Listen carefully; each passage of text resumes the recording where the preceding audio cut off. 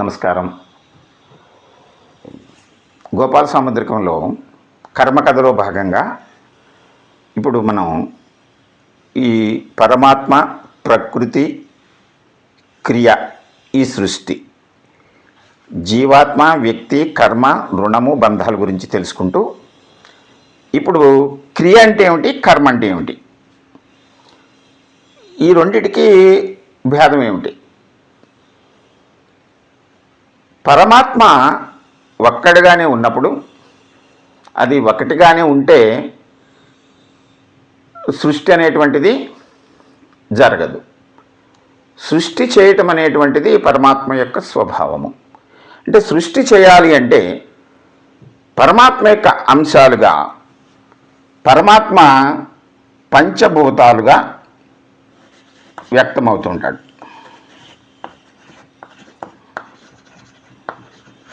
ఈ పంచభూతాల యొక్క కలయికతోటే సృష్టి ఏర్పడుతుంది. ఈ పంచభూతాలు అంశాలతోటే సృష్టిలో సకల జీవరాశి ఏర్పడుతుంది. అంటే పంచభూతాలు ఆకాశం, వాయువు, అగ్ని, నీరు, భూమి. ఈ పంచభూతాలతోటే మనము తయారవుతాం. ప్రధానంగా ఈ పంచభూతాల్లో ఈ ఆకాశంలోనే ఇవన్నీ ఉన్నాయి, భూమి మీద మనం ఉన్నాం. ఈ మిగిలిన మూడు కూడా వ్యక్తి ఏర్పడటానికి జీవితము, అంటే ట్రినిటీ అంటాం దీన్ని. అంటే ప్రాణవాయువు, వాయువు ఆక్సిజన్ పీలుస్తాం, మనం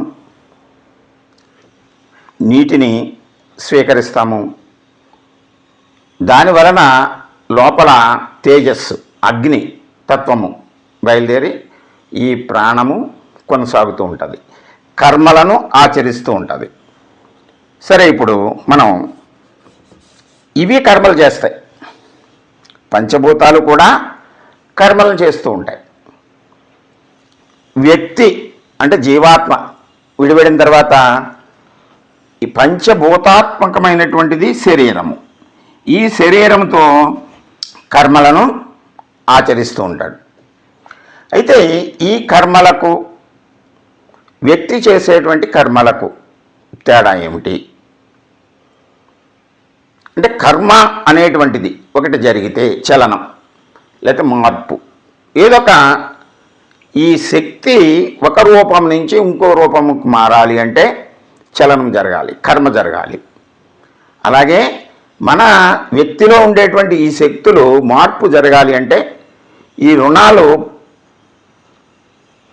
తొలగుతూ ఉండాలి అంటే మనం కర్మలను ఆచరించాలి. అది ఏ రకంగా కర్మలను ఆచరిస్తే తొలుగుతాయి, ఏ రకంగా చేస్తే మళ్ళీ మనకి ఇంకా ఏర్పడతాయి అనేటువంటిది వివరణలోకి వెళ్ళిన తర్వాత చూద్దాము. ఇప్పుడు క్రియ, కర్మ. క్రియ అంటే ఏమిటి? కర్మనే ప్రకృతి శక్తులు ఆచరిస్తే అది క్రియ, కర్మను వ్యక్తి ఆచరిస్తే అది కర్మ. అందువల్ల ఈ విభజన అంటే వ్యక్తి కర్మలను క్రియారూపకంగా మార్చుకుంటే వ్యక్తి మళ్ళీ పరమాత్మ అయిపోతాడు. పరమాత్మ జీవాత్మగా విడి వ్యక్తిగా మారి కర్మలను ఆచరిస్తున్నప్పుడు కర్మలను కర్మలుగానే ఏర్పరిస్తే రుణబంధాలు ఏర్పడి ఈ బంధాలు కొనసాగుతూ మళ్ళీ శరీరంగానే ఉంటాడు, మళ్ళీ జీవాత్మగానే ఉంటాడు. కర్మలను క్రియారూపకంగా ఆచరిస్తే పరమాత్మగా మారిపోతాడు. ఎలాగంటే ఇప్పుడు ఆకాశము ఈ ఆకాశం అంతా, మనం ఇప్పుడు నివసిస్తున్నటువంటి ఆకాశం అంతా కూడా, ఆకాశంలో మనం ఉండేటువంటి మనకు శక్తినిచ్చేటువంటి పరమాత్మ రూపమైనటువంటి సూర్యునిలోంచి విడినటువంటి నవగ్రహాలు, ఈ నవగ్రహాలు, సూర్యుడు, ఈ ఆకాశం అంతా ఒక చోట నుండి ఇంకో చోటకి అనంత వేగంతో ప్రయాణిస్తూ ఉంది. దీన్ని మనం ఆకాశాన్ని ఒక చోట నుంచి ఇంకో చోటకి వెళ్ళటాన్ని గమనము అంటాం. గమనం గమనం అంటే ఒక నిర్దిష్టమైనటువంటి కక్షలో ఒక చోట నుంచి ఇంకో చోటకి ఎప్పుడు ఎప్పుడు ఒకే రకమైనటువంటి కక్షలో అది పరిభ్రమించడానికి గమనం అంటాం.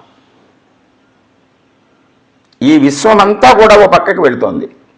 అలాగే ఈ నవగ్రహాలు, భూమి, సూర్యుడి చుట్టూరు ఒకే నిర్దిష్టమైన కక్షల్లో తిరుగుతూ ఉంటాయి. ఈ మొత్తం ఈ సౌర కుటుంబం అంతా కూడా ఒక చోట నుంచి ఇంకో చోటకి గమిస్తోంది. గమనము ఇది నిర్దిష్టంగా ఉంటుంది. ఎన్ని వేల కోట్ల లక్షల సంవత్సరాలైనా సరే అది ఎప్పుడు కూడా నిర్దిష్టంగా ఉంటుంది. ఇక వాయువు, ఈ వాయువు ఏమవుతుంది? ఈ వాయువు ఒక చోట నుంచి ఇంకో చోటకి చలిస్తూ ఉంటుంది. చలనము చలనము గమనము తేడా ఏమిటంటే, గమనము నిర్దిష్టమైనటువంటి మార్గంలో వెళుతుంది. చలనము అంటే అది అనేక వైపులకి అటు ఇటు తిరుగుతూ ఉంటుంది. చలనము చలనము వలన అగ్ని పుడుతుంది. రాపిడి చూసుకోండి. చలనము వలన వాయువు వీస్తున్నప్పుడు అగ్ని జ్వలిస్తుంది. అగ్ని జ్వలిస్తుంది. జ్వలనము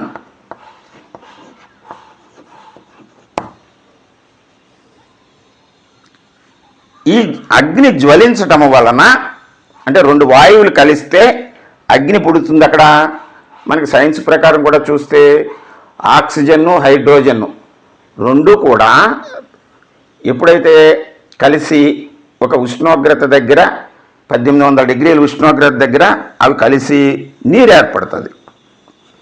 నీరు తరిస్తుంది. తరణము. ఈ జ్వలనము అంటే పైకి ఇస్తుంది, ఒక ఆకారం కానీ రూపం కానీ ఏమీ కనబడదు, తీక్షణంగా ఉంటుంది జ్వలనము. నీరు తరణము. ఈ తరణము అంటే ప్రవహిస్తూ ఉంటుంది. ఒక రూపం అంటూ ఉండదు, కానీ అది అన్ని వైపులకి వ్యాప్తి చెందుతూ ఉంటుంది. భూమి జీవము, జీవిస్తుంది. అంటే భూమి మీద జీవులు ఉద్భవిస్తూ ఉంటాయి. ఇప్పుడు గమనము వలన కొంత శక్తి ఉత్పన్నమవుతూ ఉంటుంది. అది ఉత్పన్నమైనటువంటి శక్తి దాని వలన ఫలితం వస్తూ ఉంటుంది. ఆ ఫలితాన్ని మళ్ళీ ఆకాశం తీసుకోదు, ప్రకృతిలోకి వదిలేస్తుంది. వాయువు చలించడం వలన కూడా కొంత శక్తి వస్తుంది. మనకి ప్రాణం వస్తుంది. కొన్నిటికి ఆక్సిజన్, కార్బన్ డైఆక్సైడ్ ఇవన్నీ వాయువులు. వాటికి శక్తి వస్తుంది. ఆ శక్తి వలన ఫలితం వస్తుంది. ఆ ఫలితాన్ని మళ్ళీ వాయువు తీసుకోదు. అగ్ని మండటం వలన కొన్ని చర్యలు జరుగుతాయి, కొంత ఫలితం వస్తుంది. ఆ ఫలితం ప్రకృతిలోకి వెళ్ళిపోతుంది, ఇది తీసుకోదు. నీరు ప్రవహించడం వలన, ఆ తరించడం వలన కొంత ఫలితం వస్తుంది. ఆ ఫలితాన్ని నీరు తీసుకోదు. భూమి జీవిస్తుంది. జీవము రావటం వలన ఫలితం వస్తుంది. ఫలితాన్ని అవి ఆశించవు. పంచభూతాలు ఏవి కూడా ఫలితాన్ని ఆశించవు. ప్రకృతికి సృష్టి కోసం విడిచిపెడతాయి. అయితే ఈ జీవాత్మ శరీరంతో చేసినప్పుడు, ఒక వ్యక్తి పనులు చేసినప్పుడు కొంత ఫలితం వస్తుంది. ఆ ఫలితాన్ని ఆ వ్యక్తి ఆశిస్తాడు. ఆశించడాన్నే కర్మ అంటాము. ఆ కర్మ వలన రుణం ఏర్పడిపోతుంది. ఆ ఫలితాన్ని మనం ఎప్పుడైతే ఆశించామో, అంటే ఇతరుల నుంచి కానీ ప్రకృతి నుంచి కానీ మనం ఫలితాన్ని ఆశిస్తే అది రుణమవుతుంది. రుణము వలన ఈ రెండు జీవాత్మల మధ్య బంధం ఏర్పడుతుంది. ఆ బంధము, రుణబంధము అది కొనసాగుతూ ఉంటుంది. పూర్తయ్యే వరకు కూడా అది తొలగించబడదు. అంచేత కర్మ అవుతుంది. అది వ్యక్తి చేసేటువంటి పనుల్ని కర్మ అంటాము. క్రియ అంటే ఫలితాన్ని మనం ఆశించకుండా ఉంటే. ఇప్పుడు మనం జీవికి అన్వయం చేద్దాము. ఒక చెట్టు ఉంది. చెట్టు మొలుస్తుంది, పుష్పిస్తుంది, ఫలిస్తుంది. దాని నుంచి వచ్చే ఫలితాన్ని అది తీసుకోదు, ప్రకృతిలో మిగతా వాళ్ళకి వదిలేస్తుంది. అంచేత అది క్రియ అంటే భగవత్ స్వరూపము. క్రియలు చేసేటువంటి వాళ్ళు భగవత్ స్వరూపం పరమాత్మ. ఒక వ్యక్తి కర్మలను ఆచరిస్తాడు. అయితే ఆ కర్మలను క్రియారూపకంగా మలుచుకుంటే, ఇప్పుడు మనం ముందు చెప్పుకున్నట్లు రమణ మహర్షి వారు, వివేకానందుల వారు, రామకృష్ణ పరమహంస, ఇలాగా మనం ఎవరిని చెప్పుకున్నా సరే వారి యొక్క సంపద అంటే వారు పొందినటువంటి జ్ఞాన సంపదను ప్రకృతికి, సమాజానికి వాటిని విడిచిపెట్టారు కనుక వాళ్ళు చేసేటువంటివి క్రియలు. క్రియారూపకంగా వాళ్ళు కర్మలను ఆచరించారు కనుక క్రియలు ప్రకృతి సహజంగా క్రియలను ఏర్పరిచినటువంటి వాళ్ళు పరమాత్మ స్వరూపులు అవుతారు. అంచేత వాళ్ళు అందరూ కూడా పరమాత్మలుగా మారారు, దైవ స్వరూపులయ్యారు. మనము కర్మలనే చేస్తున్నాము. రుణాల్ని మనము